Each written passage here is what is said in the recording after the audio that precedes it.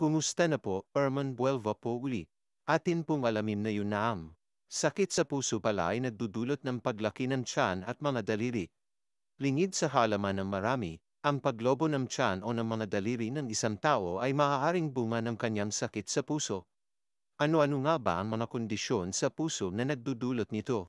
Ayon sa isang cardiologist, finger club ang tawag sa kondisyon ng damadami ang daloy ng dugo sa dulo ng daliri imbes na sa buong katawan. Dahil mayroong butas ang puso, imbis na lahat ng dugo ay na-oxygenate ng baga, hindi lahat na-oxygenate dahil doon sa butas. So hindi gaanong nagkakaroon ng tamang amount ng oxygen yung dugo, kaya palaki ito ng palaki habang hindi na iko-correct ang butas ng puso. Pag bumukol naman ang tiyan ito ay dahil sa tubig sa puso at baga. Yan po ang mga sintomas ng heart failure. Kaya po lumalaki ang tiyan kapag mahina ang puso, nalulunod siya.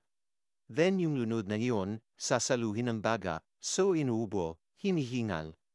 And then pagka hindi na kaya ng baga, sasaluhin ng atay. Parang pakiramdam busog, ngayon, lumalaki.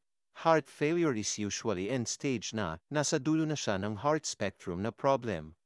Lumabas sa datos ng Philippine Statistics Authority, PSA, na nangunguna ang ischemic heart disease sa mga sanhi ng pagkamatay ng mga Pilipino.